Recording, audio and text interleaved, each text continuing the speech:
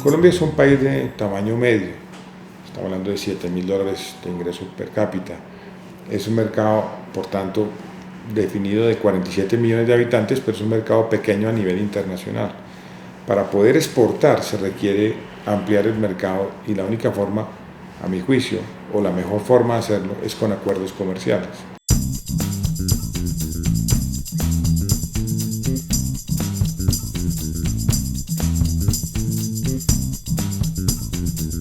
Lo que ha dejado los tratados de libre comercio o va a dejar, porque apenas está comenzando también, es la pobreza, es la marginación.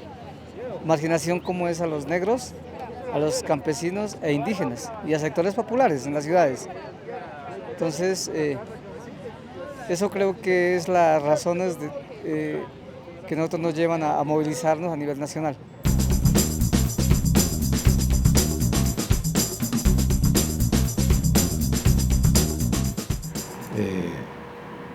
Por ejemplo, cuando uno apoya un sector como el cafetero en Colombia, lo que hace de alguna manera es fomentar la lucha contra la pobreza, porque buena parte de la pobreza en Colombia está en el campo. Entonces, a la medida que uno apoya el campo, está luchando contra la pobreza rural. Los TLCs bien aprovechados, bien utilizados, generan mayor producción, mayor empleo, mayores ingresos y por tanto menos pobreza.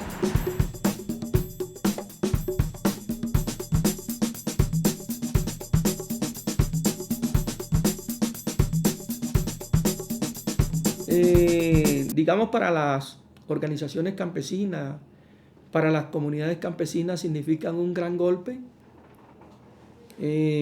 porque, digamos, los tratados de libre comercio posibilitan que a Colombia lleguen mercancías con 0 aranceles en el futuro, en los próximos 10 años.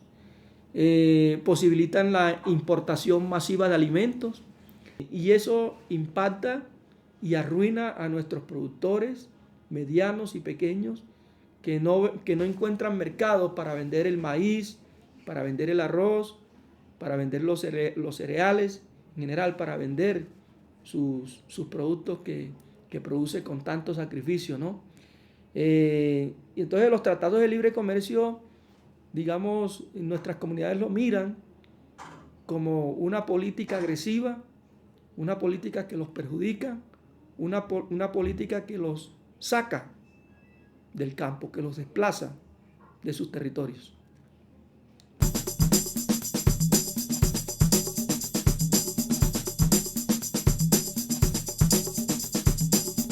El sector productivo se expone al mercado internacional, puede exportar más, puede también importar mejor, a menores costos, y esto le permite modernizar el sector productivo nacional.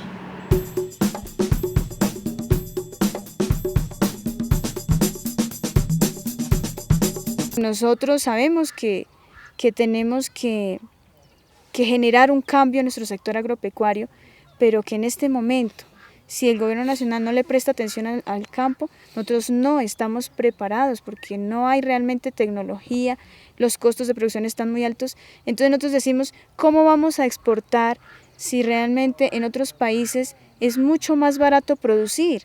Los demás países no nos van a querer comprar ni papa, ni cebolla cabezona, ni tomate, ni frutales, porque en otro país, por ejemplo, es mucho más barato producir 1 kilo de papa que acá en Colombia. Entonces, es mentira que nosotros tenemos la posibilidad de exportar, cuando en otros países es mucho más barato para ellos producir que importar la papa.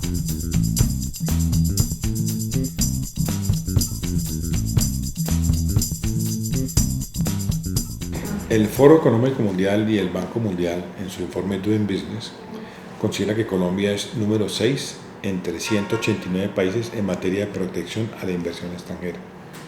¿Qué quiere esto decir?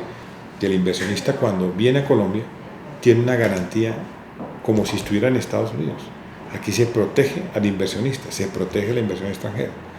Son cosas que sorprenden y que explican el boom que ha habido en los últimos 10 años en materia de inversión extranjera en Colombia.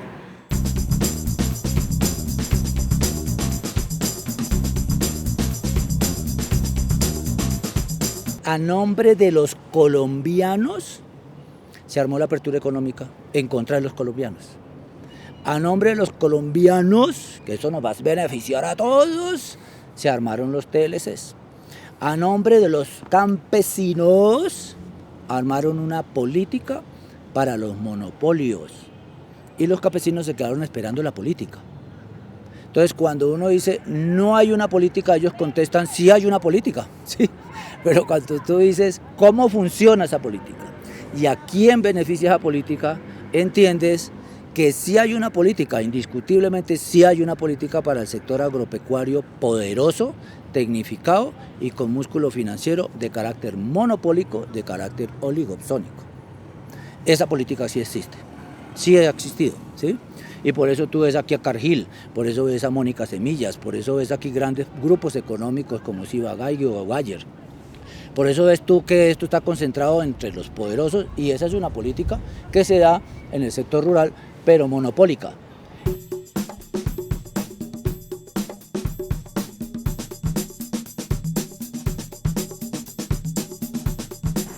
Repito una vez más, no podemos sentarnos y esperar que el acuerdo comercial haga todo lo contrario.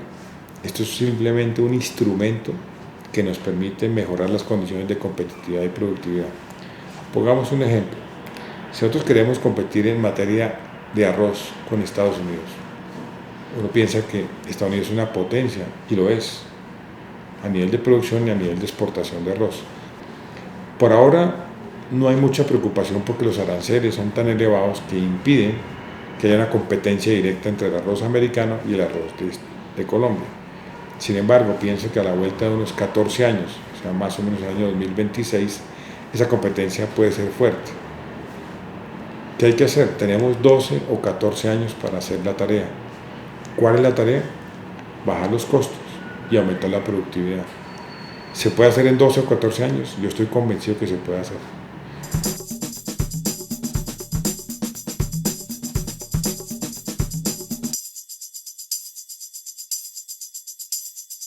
Yo como campesino sabemos cuál es el sufrimiento en el campo, cómo es que se lucha de sol a sol, de 4 de la mañana hasta las 10 de la noche, cultivando, madrugando, cuando en tiempo de invierno nos toca pues sacar la papa hasta en caballos, en tractores, sufra y vaya y venda regalado. Sucede que uno llega a la casita, no puede no darle su alimentación a los niños como debe ser, no puede dar alimentación balanceada, no puede decirle tome mijito, lleve para sus onces, mucho menos ir a decir comprar un par de zapaticos, ¿sí?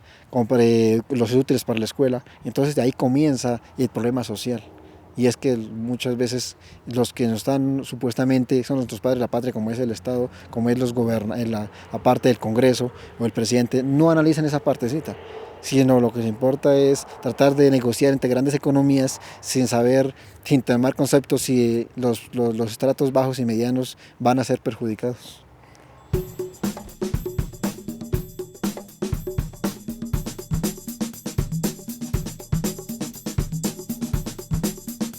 Si Colombia no negocia los acuerdos comerciales, cuando uno se vuelve a mirar atrás 10 años después, se da cuenta que lo dejó el tren.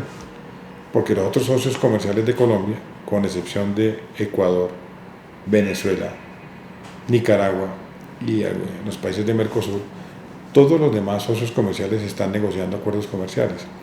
Y lo que hacen los acuerdos comerciales es desplazar comercio. El que está dentro se queda con el comercio, el que está afuera lo saca. Si nosotros no negociamos acuerdos comerciales, nuestros socios comerciales que sí lo hacen, nos van a desplazar.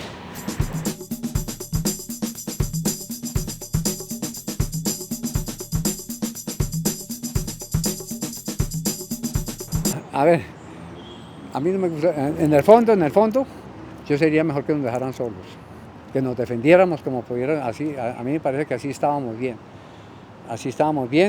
cuando no había TLC y no había ese libro de comercio, aquí estaba el almacencito Ley, estaba el Tía, estaba supermercados allí, y todos vendíamos.